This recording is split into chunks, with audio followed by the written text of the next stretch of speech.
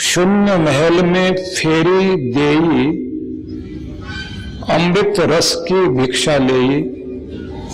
कबीर साहब के बताए हुए इस मार्ग में जो शून्य महल में ईश्वर के दर्शन करने की बात कही गई है, तो उस मंडल का भेदन करने के लिए क्या करना होगा?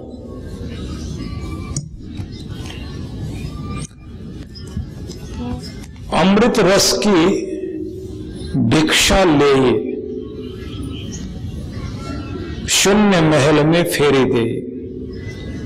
अमृत रस की प्राप्ति के लिए, उसकी भिक्षा पाने के लिए शून्य के महल की फेरी लगानी चाहिए। साधुओं की भाषा में इस बात को समझाया गया है कि हर दर पर जाते हो भिक्षा मांगने के लिए,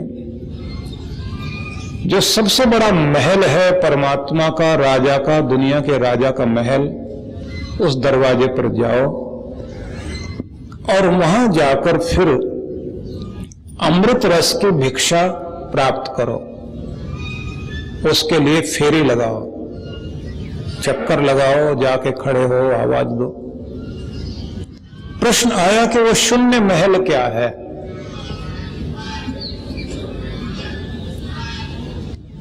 शून्य महल का मतलब है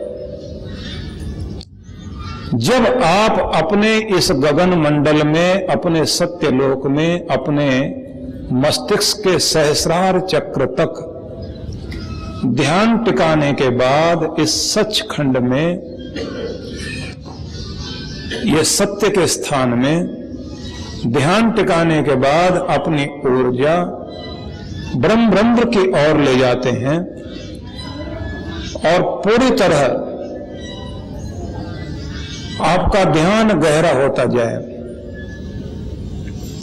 उस स्थिति में एक चमत्कार जागना शुरू होता है,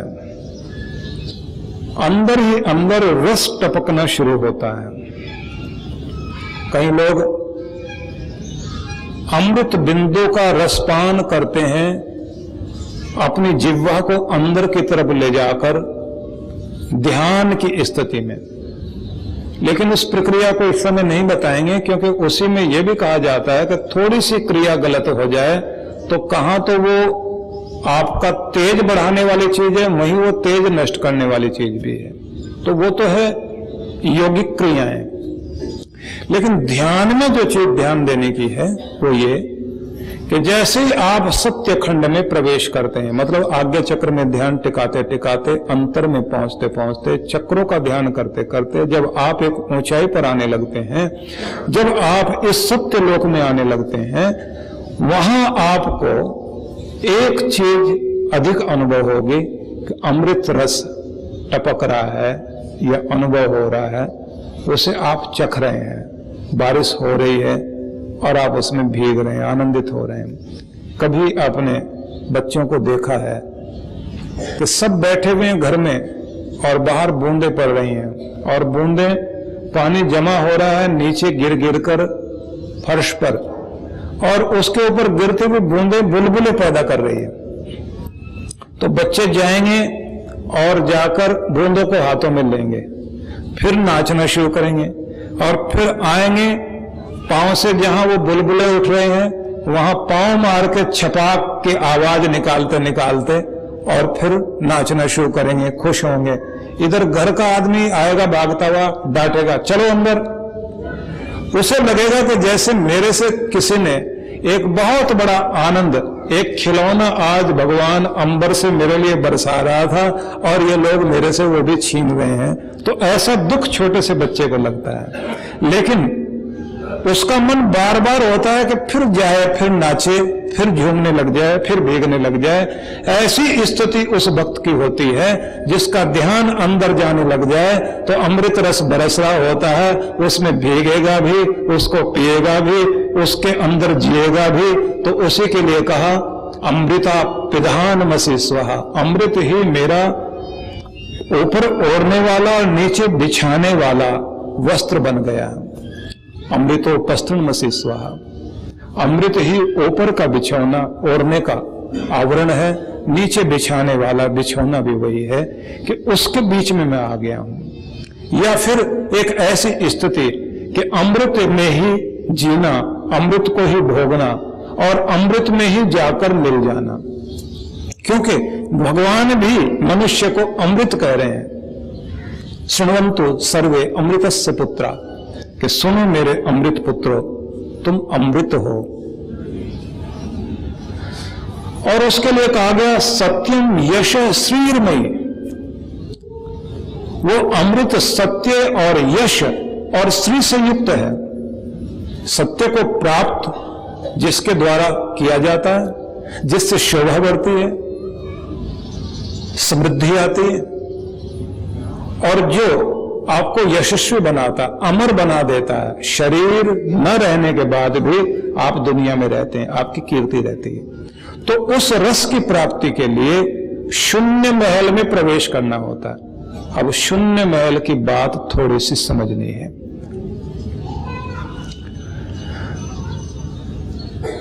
सहजो जिसको कहती है, सोवे तो जो सोवे सो सुन में, जागे तो हरि नाम, बोले तो हरि कथा, भक्ति करे निष्काम। अब सहजो जो बोल रही है वो भी वही बात कह रही है। सोवे तो शून्य में, शून्य में सो जाना, निर्विचार अवस्था में जाकर जैसे सो गए हो, खो गए हो, ऐसी स्थिति पहले बनाओ। निर्विचार हो जाना, ध्यान टिकाकर अपने मस्तिष्क में निर्विचार अवस्था में पहुंच जाना, शून्य महल के आगे खड़े होकर फेरी देने वाला काम है। जैसे जैसे ये फेरी देते जाएंगे, राजा सुनेगा और वो भिक्षा देगा, क्योंकि राजा परमात्मा है, भिक्षा अमृत है और वो तुम्हें मिलेगा, और ऐसा मिलेगा कि सदा के लिए निहाल हो जाओगे। सहजों ने कहा सोवे तो शून्य में, जागे तो हरि नाम।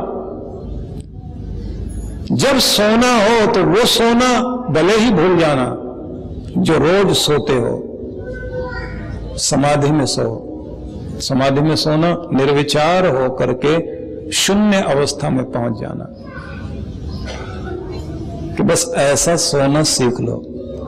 और जागे तो हरि नाम, जाग जाओ तो मुख से हरि नाम प्रकट होता रहे।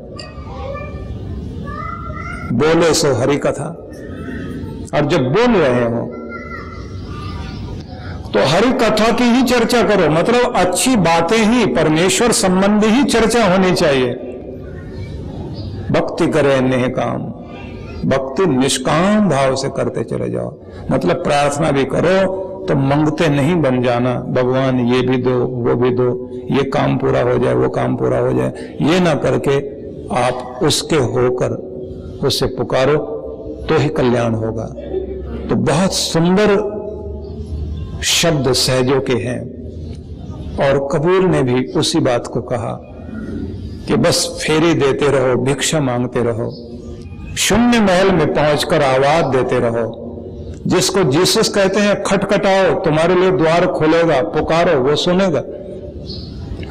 तो वो द्वार आपका 10वां द्वार है, जिससे कबीर की बेटी कमाली गाते हुए कहती है, रंग महल के 10 दरवाजे।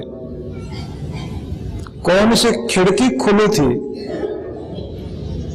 सैया निकस गए, नैना लड़ी थी, कि एक ही खिड़की खुली थी जिससे मैंने उस स्वामी को, परमात्मा को पाना था, कि बस वहीं थोड़ी सी गड़बड़ हो गई कि अगर थोड़ा सा और ध्यान हो जाता तो मेरा स्वामी, मेरा परमात्मा मुझे सदा के लिए मिल जाता। रंग महल के 10 दरवाजे, 10 दरवाजे हैं, एक ही द्वार से उस तक पहुंचा जा सकता है। कौन सी खिड़की ऐसी खुली रही कि मेरा ध्यान उधर अटका रह गया और वो आया भी और चला गया। तो ये समझिए कि रोज आता है, यहां द्वार पर दस्तक देता है, तो आप वहां आवाज देते रहो, खुलवाओ उससे द्वार, और यहीं से दर्शन होगा, यहीं से प्राप्ति होगी, इसी से कल्याण है।